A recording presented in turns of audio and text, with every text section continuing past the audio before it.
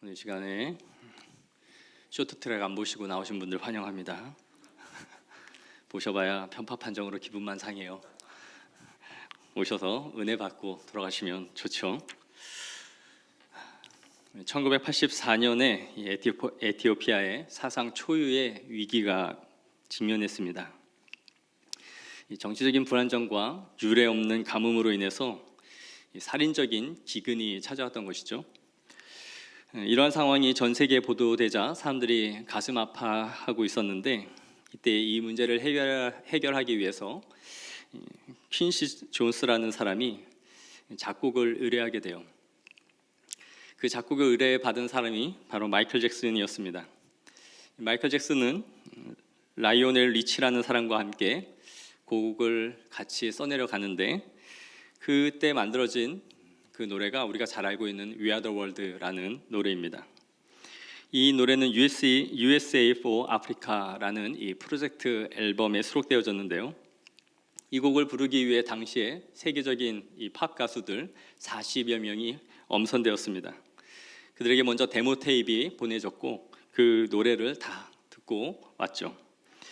당시 스티브 원더나 또 사이먼 가펑클의 폴 사이먼 그리고 밥 딜런, 이런 세계적인 가수들이 함께 모여서 이 작업을 했는데, 이 사람들이 워낙 유명한 세계적인 스타다 보니까 한 자리에 모여서 이 작업을 한다는 것, 그 스케줄을 맞추는 작업이 굉장히 어려웠다고 해요.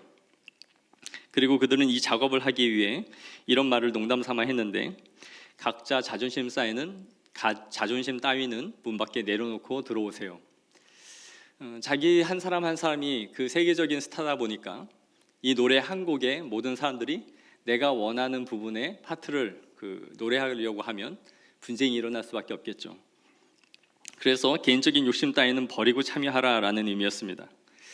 이 음반은 발매된 이후에 전 세계적으로 2천만 장 이상이 팔렸습니다. 그리고 그 판매 수익금은 모두 에티오피아와 수단의 기근을 돕는 일에 다 사용되어졌다라고 합니다. 노래의 가사의 내용은 대강 이렇습니다.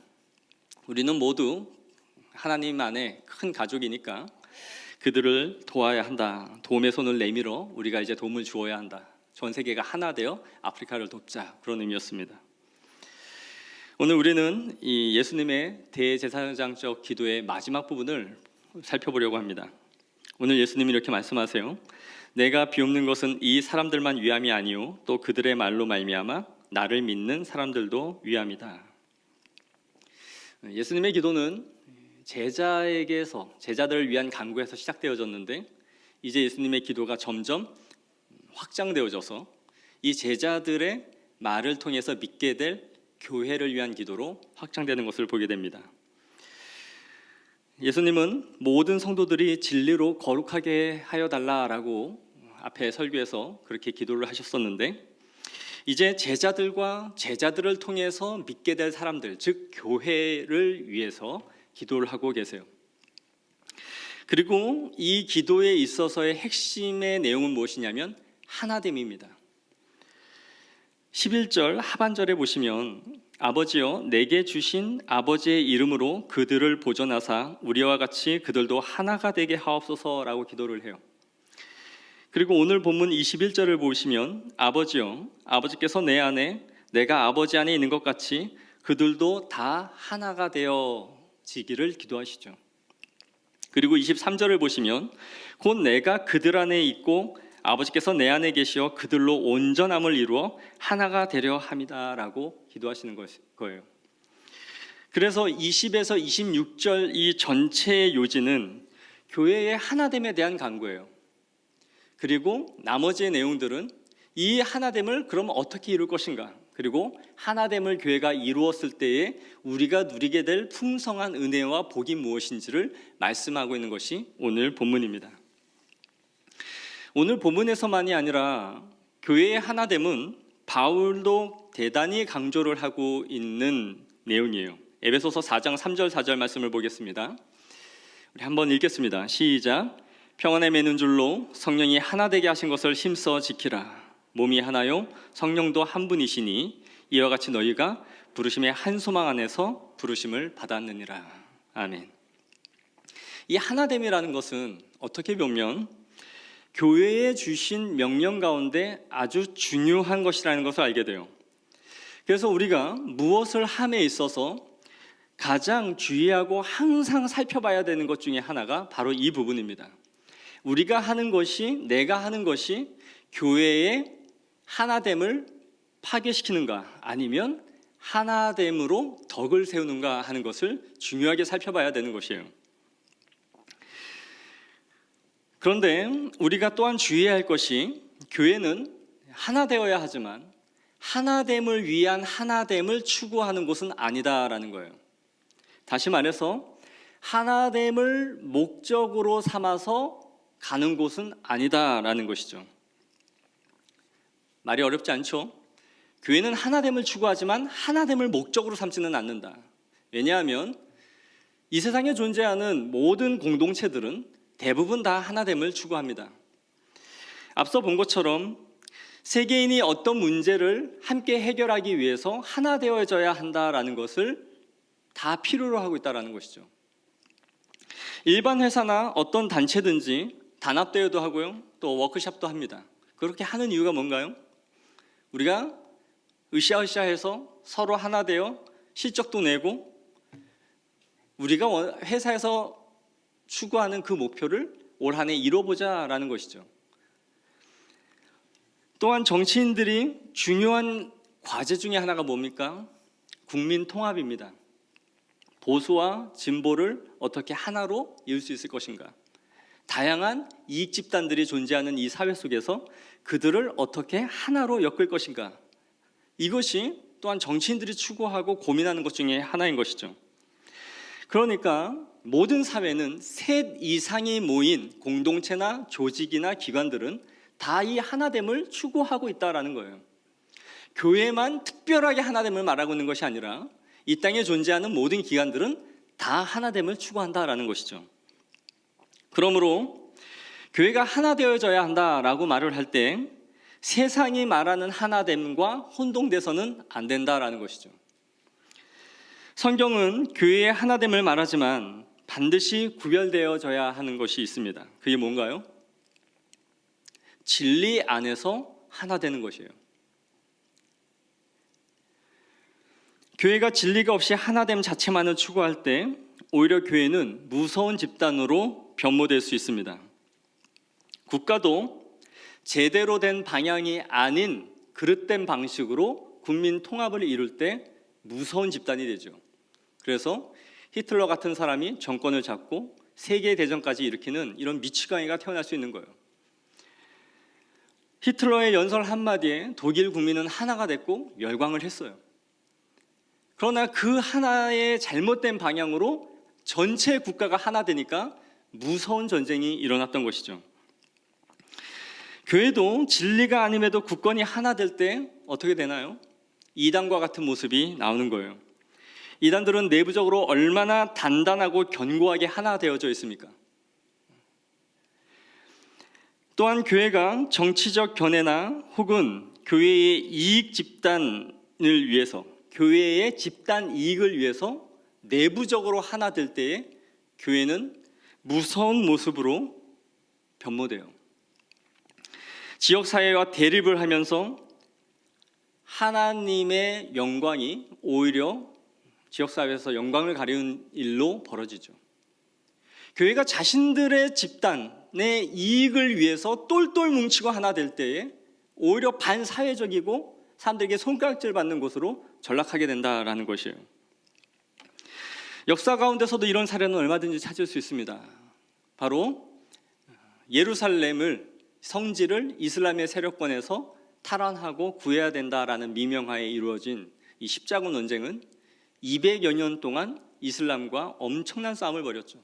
잔인한 전쟁으로 인해서 이슬람의 선교가 100년은 후퇴했다라고 평가할 만큼 무서운 전쟁을 벌였습니다. 그들은 성지를 탈환해야 한다라는 이 미명하에 이런 일을 벌였지만 교회가 진리가 아닌 것으로 하나 될 때 어떤 모습을 보여주는지를 보여주는 역사적 사건이었던 것이죠.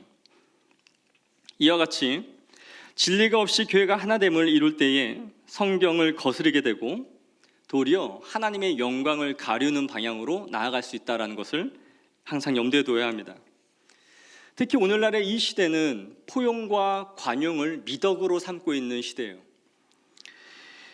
이런 시대에 있어서 우리는 진리 안에 하나가 되는 것이 무엇인지를 더 생각하고 고민해 봐야 한다는 것이죠. 오늘날은 진리는 희박해져 있으면서도 하나 되어야 하는, 무엇이 하나 되어져야 한다라는 것 자체에 큰 의미를 두고 살아가는 시대입니다. 그것이 성경적이냐 비성경적이냐 하는 것보다는 우리가 하나 되어져서 무엇을 이루었다라는 것 자체에 큰 의미를 두고 있다는 것이죠.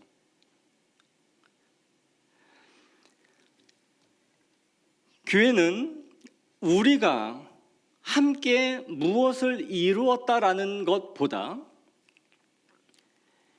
이것이 성경적으로 합당한가 하는 것에 대해서 깊이 항상 상고해 봐야 되는 거예요.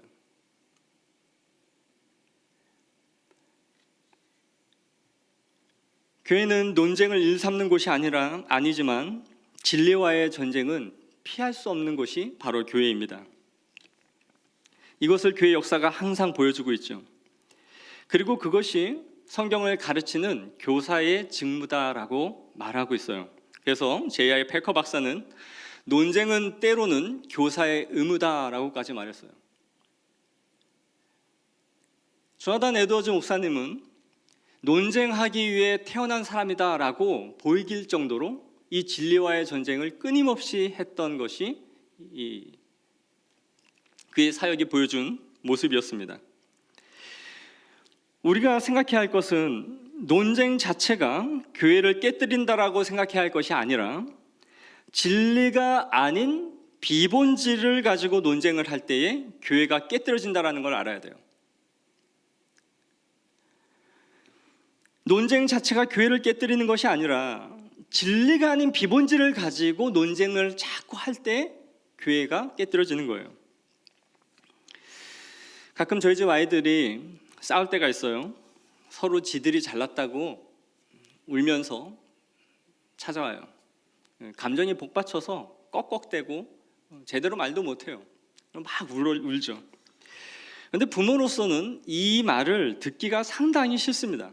누구의 잘잘못을 가려놓는 것이 의미가 없다라고 생각을 하게 되죠. 왜냐하면 결론적으로 듣고 보면 둘 중에 한 사람이 양보를 했더라면 이런 일이 일어나지 않았을 것이다 라고 생각하기 때문이에요. 그래서 때로는 싸운 두 아이 자체를 다 혼내버리는 거예요. 듣기 싫다. 싸웠으니까 다 잘못했다라고 말이죠. 이것은 싸움 자체가 일어나지 않게 하겠다라는 의도이지만 그런데 여기에는 큰 맹점이 있습니다. 결국 아이들 사이에서는 무엇이 선이고 의로운 것인지에 대한 개념이 희박해질 수 있다라는 거예요. 부모에게 이것을 가지고 가봐야 혼만 나지 이것에 대한 선후 관계에 있어서나 정당성에 대해서 배울 기회가 없어져 버리는 것이죠. 단지 싸웠다라는 이유만으로 혼만 나니까 무엇을 잘한 것이고 무엇이 그릇된 것인지를 모른 채 덮어놓고 둘 다 싸잡아서 혼이 나는 거예요.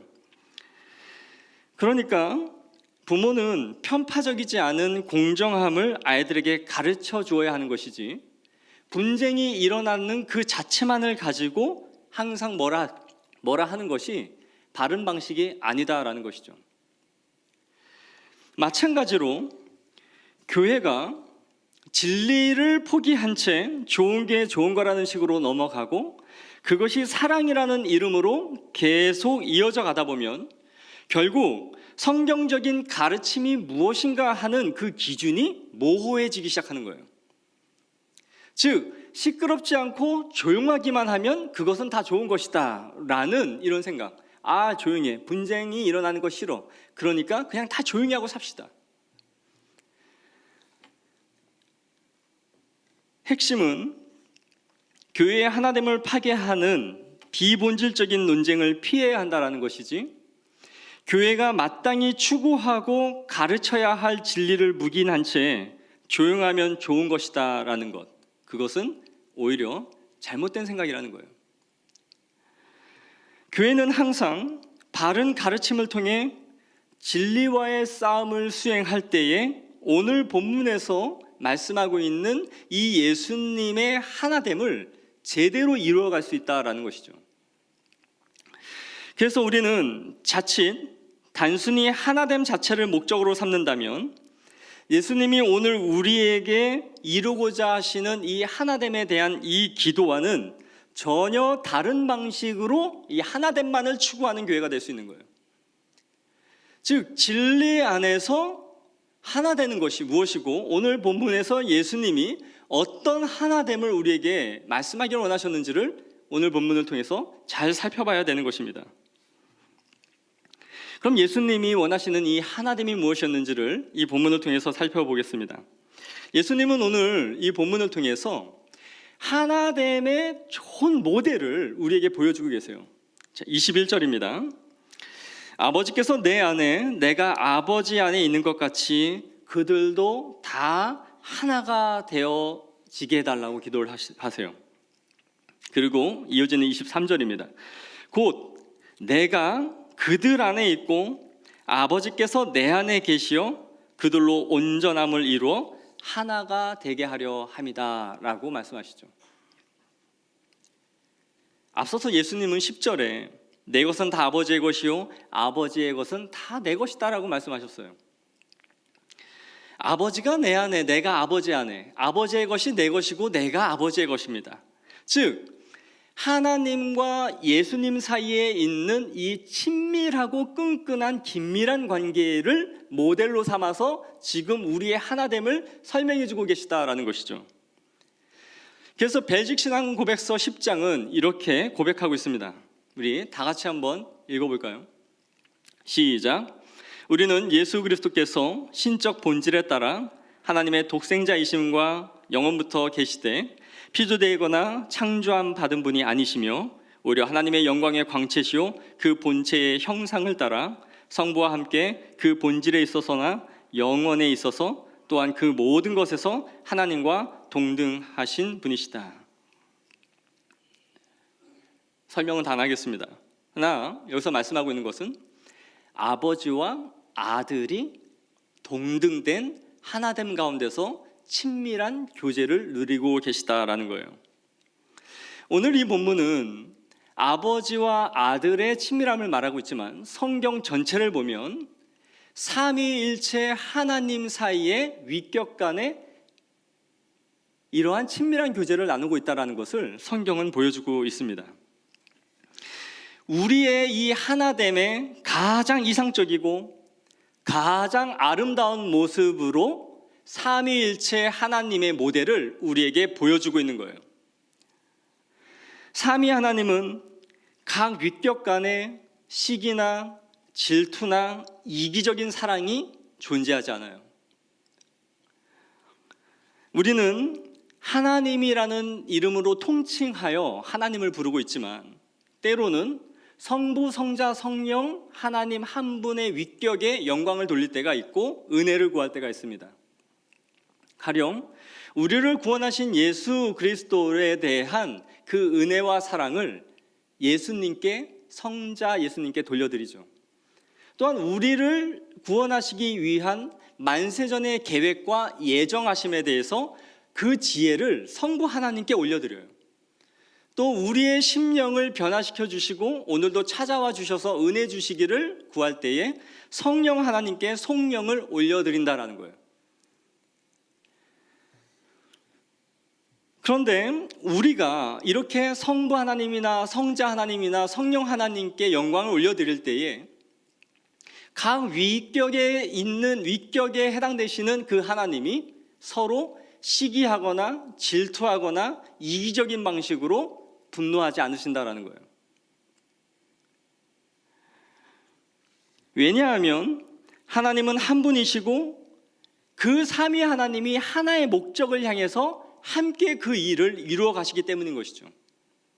성부 하나님을 찬양한다 하여서 성자나 성령 하나님이 분노하지 아니하시고 성자 예수님이 이루신 사역에 대해서 성부나 성령 하나님이 화가 나거나 그러지 않는다. 우리는 어떤 일을 크게 했을 때 거기에 내 공이 없거나 내 이름이 빠지면 상당히 화가 나죠? 아니에요? 헌금 명단에 이름만 빠져도 짜증나지 않아요? 저만 그런 걸로. 근데 하나님의 비격 사이에는 이러한 마음이 전혀 없다. 즉 성부 하나님이 계획하셨을지라도 이것이 삼위 하나님 사이의 협약에 근거한 것으로서 성자의 모든 사역을 통해 성부와 성령이 영광을 받으시는 거예요. 그리고 성부 하나님의 계획 가운데 성자와 성령 하나님이 기쁨을 누리시고 성령 하나님이 베푸시는 은총 속에서 성부와 성자 하나님이 경배와 영광을 받으시는 거예요. 이것이 삼위일체의 아름다운 조화를 보여주는 것이죠. 이것은 천상의 아름다운 하모니를 이루고 있는 거예요. 그래서 우리의 구속의 사역을 이루어 가시는 이러한 모습은 세상 그 어디에도 찾아볼 수 없는 가장 아름다운 하나됨을 보여주고 있는 것이 이 삼위일체 하나님이신 것이죠. 저는 우리가 셋 이상의 사람들이 모여서 사회를 구성할 때마다 어떻든지 하나됨을 추구하고자 하는 이러한 이유는 삼위일체 하나님의 형상이 우리에게 남아있기 때문이다라고 생각을 해요.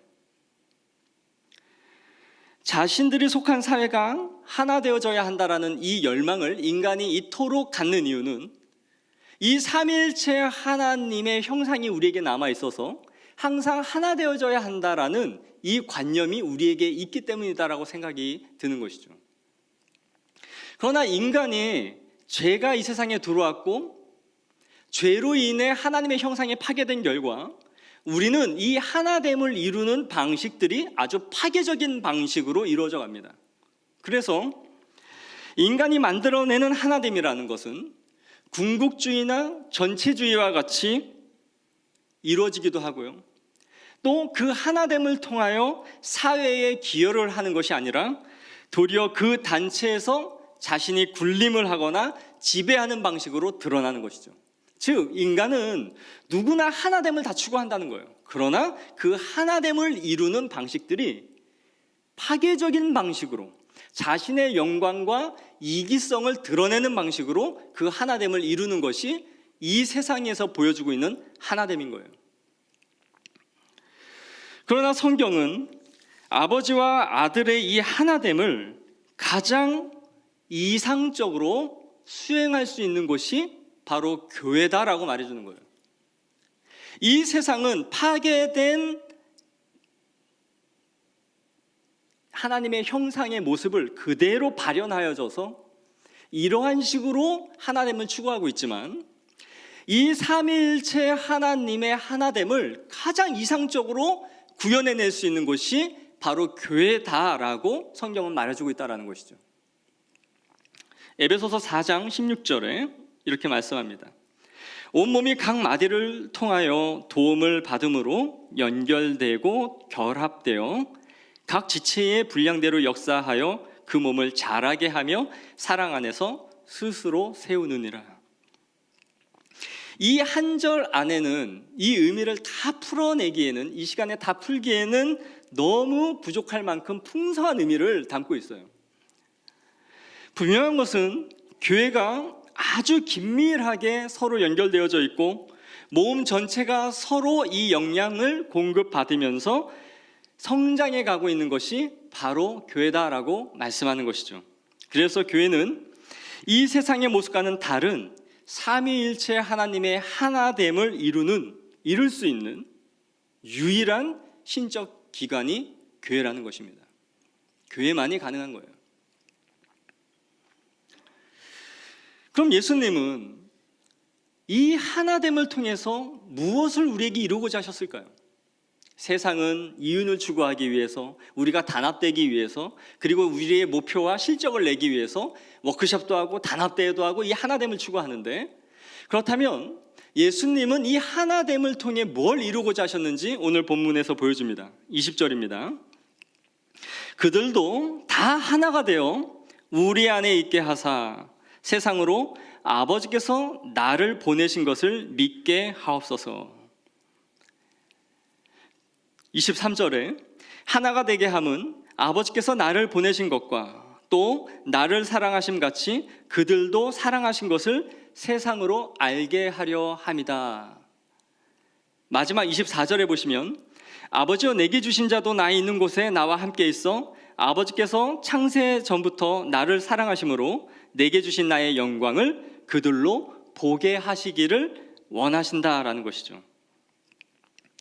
이 말씀을 종합하면 예수님이 이 기도를 통해서 우리가 하나됨을 이룰 때에 이루고자 하시는 목적의 첫째는 아버지께서 독생자를 이 땅에 보내셔서 우리를 구원하시고자 하는 것을 이 세상으로 알게 하고자 한다라는 거예요. 둘째는 아버지께서 예수님을 사랑하신 것처럼 예수님이 이 세상을 얼마나 사랑하셨는지를 보여주기 위함이다. 셋째는 하나님의 영광을 이 땅 가운데 보여주기 위해서 우리가 하나 되어져야 한다라는 것을 말씀해주고 있다는 것이죠. 즉 교회가 아버지와 아들과 하나됨과 같이 우리가 하나 될 때에 이 영광의 풍성함, 이 세 가지가 우리에게 실현되어지는 것이에요. 하나님의 아들을 이 땅에 보내셨다는 것과 그분이 우리를 얼마나 사랑하셨는지, 그리고 그것을 통해 하나님이 영광을 우리에게 보여주기를 원하시고자 하시는 그 뜻이 하나됨을 통해서 성취된다라는 것이죠. 이것을 위해 교회는 하나 되어져야 하는 거예요. 우리 교회는 최근에 하나됨을 경험하고 있습니다. 바로 성경 필사죠. 이 필사를 통해 우리가 말씀으로 하나 되고자 하는 취지로 시작됐는데 우리는 실수와 오타로 하나가 되었어요. 정말 우리는 말할 수 없는 공감을 서로 누리면서 나만 연약한 게 아니구나, 나만 실패하는 것이 아니구나라는 이 엄청난 유대와 공감으로 교회가 정말 하나가 됐어요. 제가 근래에 이렇게 전화를 많이 받기도 이걸 하면서 처음이었는데요. 나도 틀렸는데 너도 틀렸구나 하면서 다들 아주 화기애애하고 난리가 났어요. 전에 우리 담임 목사님도 말씀하셨지만 우리 목사님도 오타를 내셨죠. 전 그날을 정확히 기억합니다. 작년 12월 22일 오후 4시에서 5시경 사이였던 것 같아요. 제가 이날을 정확히 기억하는 이유는 그날이 우리 둘째 아이의 생일이었기 때문이에요. 아이들과 식사를 하러 밖에 있는데 담임 목사님이 전화를 하셨어요. 전화를 받았는데 목사님 나 틀렸어요. 그 말씀을 하셨는데 그 목소리에서 들려오는 그 애환과 억울함은 그대로 전해지는 거예요. 제가 심지어 목사님 우시나? 이런 생각이 들 정도로 정말 마음에 근심을 가지고 전화를 하셨어요. 정말 많이 상심하셨더라고요. 나중에 사무실 가서 용지를 봤더니 정말 억울하실 만해요. 한 3줄 남겨놓고 틀리셨는데 고지를 코앞에 두고 틀리신 거죠. 저도 쓰면서 틀렸습니다. 제가 틀리지 않았다면 이 하나됨에 동참할 수 없었겠죠. 여하튼 이걸 잘 마치고 우리가 이제 출판사에 넘겼는데 너무나 다 고생하셨습니다. 이제 예쁘게 성경책이 만들어질 건데 다들 구매 신청하셨죠? 안 하신 분들은 한정 수량이기 때문에 살려고 해도 이제 나중에 신청 안 하셔서 살 수가 없을 거예요. 나중에 없냐, 더 살 수 없냐 이렇게 해도 살 수가 없고요. 안 신청하신 분들은 슬피 울며 이를 감이 있을 것입니다. 꼭 빨리빨리 신청하시기를 바랍니다. 여하튼 우리는 이렇게 말씀으로 충분히 하나됨을 누렸는데 은혜가 되셨죠? 그런데 교회가 말씀으로 하나 되지 못할 때 어떤 일이 일어날까요? 가장 큰 문제는 진리가 스며들지 않는다라는 거예요. 이것은 정말 작지 않은 문제입니다. 설교자가 설교를 해도 은혜가 되지 않고 진리가 스며들지 않는 상태가 되어져 버려요. 저는 이것을 사역 가운데 얼마나 많이 경험했는지 몰라요. 이렇게 교회 안에 문제가 생기고 분열된 상태에서 설교를 하면 성도들은 은혜를 받는 것이 아니라 이런 생각을 해요. 저 사람은 오늘 누구의 편에서 설교를 했는가? 이쪽 편에서 설교를 했는가? 저쪽 편에서 설교를 했는가? 그리고 자신의 마음대로 판단을 하여 줄을 세우기 시작해요. 저 설교는 오늘 저쪽 사람들을 들으라고 설교를 했구나. 오늘 이 설교는 이쪽 사람들을 들으라고 설교를 했구나. 이렇게 사역자들을 줄을 세우고 편가르기를 하기 시작하죠. 이쯤 되면 교회는 거의 끝이 났다라고 보면 돼요. 절대로 말씀으로 은혜를 받는 모든 그 은혜의 고리들이 끊어져 가는 것이죠. 예전에 사역했던 교회에서 어느 날 교구 장로님 한 분이 저에게 식사를 하자고 해서 나가게 되었습니다. 밥을 먹는데 이런 부탁을 하세요. 저에게 한 본문을 말씀하시면서 이 본문을 가지고 설교를 좀 해달래요. 목사님이 이 본문을 가지고 설교를 하면 저쪽에 있는 사람들이 이쪽으로 다 돌아올 거라는 거예요. 저를 과대평가해도 제대로 과대평가하셨죠. 분열된 교회에 부목사가 설교 한번 하면 교회가 하나 될 거라는 그 정도 인물이라면 제가 거기 있었겠습니까? 우리 담임 목사님이 가끔 저희 부교육자들에게 이런 말씀하세요. 목사가 돈이 없지 가오가 없냐고. 돈이 없지 가오가 없냐고 그러세요. 맞아요. 목사의 그 가오가 어디서 나오나요? 말씀의 권위라고 저는 생각해요. 잘하고 못하고를 떠나서 진리를 전하는 것에 오는 자존감, 사람의 비위와 눈치를 보지 않고 하나님 앞에서 진리를 말하고 있다라는 것에서 오는 그 두려움, 그것이 목사의 가오예요. 그리고 거기에서 목사의 뚝심도 나와요. 흔들리지 않는 뚝심도 거기서 나오는 거예요. 그런데 이분이 그 목회자가 갖고 있는 유일한, 돈은 없지만 목회자가 생명처럼 여기는 그것을 건드린 거예요. 그런데 제가 이런 분열의 아픔을 겪은 교회가 한 교회만이 아니었어요. 첫 사역지는 결국 담임 목사님이 교회와 성도 수를 계산해서 그 교회를 돈 주고 판 교회였고요. 세습을 해서 성도들이 떠나는 교회, 이단에 빠졌다가 나와서 힘든 교회 등등 수없이 많은 교회를 경험했습니다. 제가 신대원 다니면서 제일 부러워했던 게 뭐냐면 건강한 교회에서 행복하게 사역하는 동기들을 보면 그렇게 눈물이 났어요. 쟤들은 도대체 하나님한테 얼마나 잘 배웠길래 저렇게 사역을 재미있게 하고 있는 걸까? 도대체 나는 뭘 그렇게 잘못해가지고 이렇게 진짜 소위 뺑이를 치는가? 한두 군데 경험했으면 됐지. 가는 데마다 이걸 밟아야 되나? 너무너무 힘들더라고요. 그러다 보니 자이든 타이든 사역지를 너무 많이 옮기게 됐어요. 면접을 하는데 담임 목사님이 또 그러세요. 목사님 교회를 많이 옮기셨네요. 제가 목사님 제 사역이 20년에 미치지 못하나 험악한 세월을 보냈나이다. 그러고 싶었는데 그러지는 못하고 그냥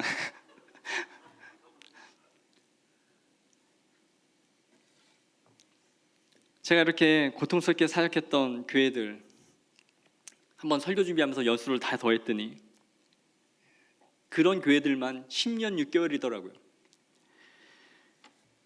거의 사역의 3분의 2 가까이를 너무 힘들게 걸어온 광야 같은 인생이었던 것 같아요. 제가 집에만 가면 아버지한테 그렇게 욕을 했어요. 한국교회 성도들 욕하지 말라고. 다 목사들이 말아먹은 거라고. 우리 아버지가 목사니까 그냥 내가 볼 땐 다 연대 책임이에요. 그래서 제 오는 그 사역에 대한 분노, 화. 우리 아버지는 매번 그러세요. 그런 목사는 하나님이 처리하실 거니까 너는 네 할 일만 해라. 너는 네 훈련만 받아라. 네 훈련이 다 끝나면 하나님이 알아서 네 길을 여실 것이다. 너는 네 할 일만 하고 네 훈련을 잘 받아라. 여러분, 목회자나 이 경건한 성도는 교회가 깨뜨려지고 분열되는 것을 경험하는 것은 정말 뼈가 삭는 고통입니다. 이루 말할 수가 없어요. 그런데 하나님이 정말 저의 이 애움을 다 푸시고 이렇게 건강한 말그생 광천교회로 보내주셨잖아요. 저는 정말 우리 교회가 제 인생의 폭풍 가운데서 만난 이 안식처와 같은, 피난처와 같은 교회예요. 늘 감사하고 늘 하나님께 기도해요. 그래서 저는 우리 교회를 위해 기도할 때마다 우리 교회가 하나 되게 하여 달라고, 진리로 하나 되는 교회가 되게 해달라고 늘 기도를 해요. 그것이 얼마나 중요한지를 알고 있기 때문인 것이죠. 저는 교회가 어떻게 하면 성장하는지 그런 건 잘 모르겠어요. 그런데 어떻게 하면 교회가 깨지고 분열되는지는 알 것 같아요. 우리 교회가 50주년을 맞이하죠. 그리고 행사를 준비해가고 있습니다. 그러나 반드시 기억해야 될 것은 한 교회가 건강하게 성장하고 세워지는 데는 50년이라는 세월도 부족할 수 있어요. 그러나 교회가 깨뜨려지는 것은 5개월이면 충분합니다. 5개월 안에 교회는 산산조각 나고 풍비박산 날 수 있어요. 제가 했던 교회는 70년 된 교회였습니다. 그래도 깨져요.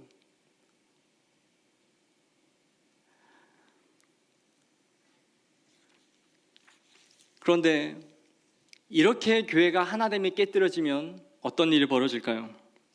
오늘 본문에서 말씀하신 예수님의 이 기도가 성취되지 않을 뿐만 아니라 다 부서지고 맙니다.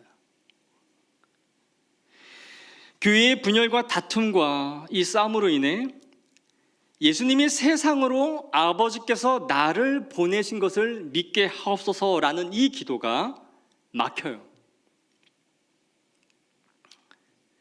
교회가 분열과 싸움으로 인해 정작 전해야 할 진리를 전하지 못하게 되는 거예요.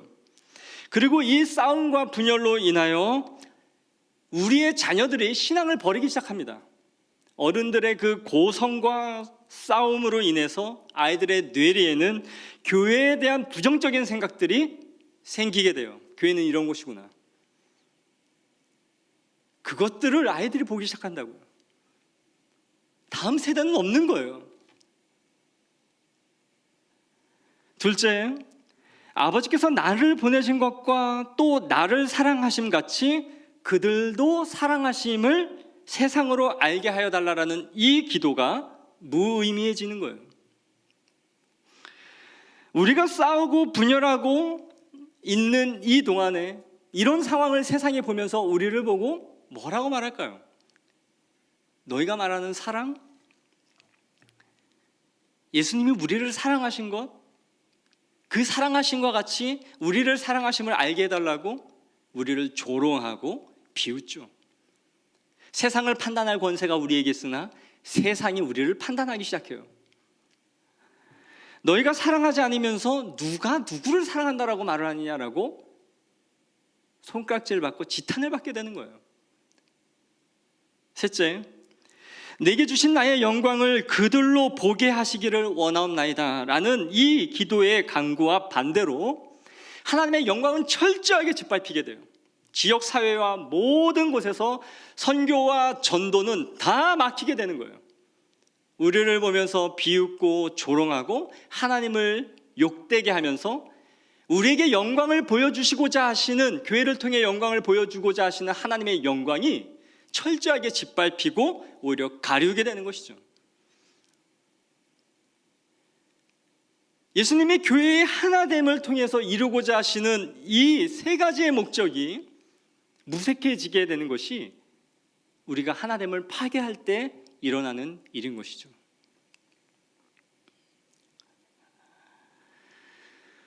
말씀을 맺길 원해요. 칼빈 선생님은 이 본문을 주의하면서 이렇게 말했습니다. 아들과 아버지의 통일성이 무의미하지 않게 하려면 우리가 이 통일성의 능력이 신자들의 몸 전체에 확산되어져야 한다. 아들과 아버지의 통일성이 무의미하지 않게 되려면 그것이 교회 안에서 이 능력이 성도들 한 사람 한 사람 가운데 확산되는 것을 통해 보여주어야 한다는 거예요. 우리가 고백하고 있는 삼위일체, 이 신앙은 우리의 신앙의 이론이나 피상적인 가르침이 아니에요.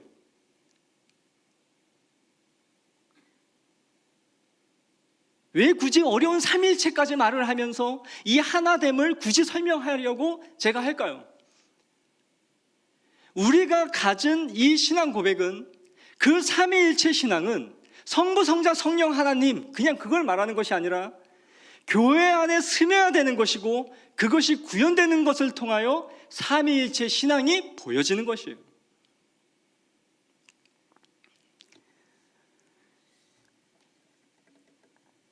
교회의 아픔을 많이 겪은 목회자로서 정말 여러분에게 말씀드립니다. 사랑하는 성도 여러분, 평안에 매는 줄로 성령이 하나 되게 하신 것을 굳게 지키셔야 합니다. 이걸 절대로 깨트리시면 안 돼요. 진리 안에서 이것을 굳게 지키셔야 됩니다. 그리고 교회를 위하여 힘써 기도하십시오. 그냥 50년이 70년이 되고 80년이 되고 100년이 되는 게 아니에요. 교회를 위한 여러분의 눈물이 필요하고, 하나됨을 이루기 위한 우리의 헌신이 필요하고, 그것을 위하여 기도해야 됩니다. 그럴 때에 우리 교회를 통하여 하나님이 영광 받으실 줄을 믿습니다.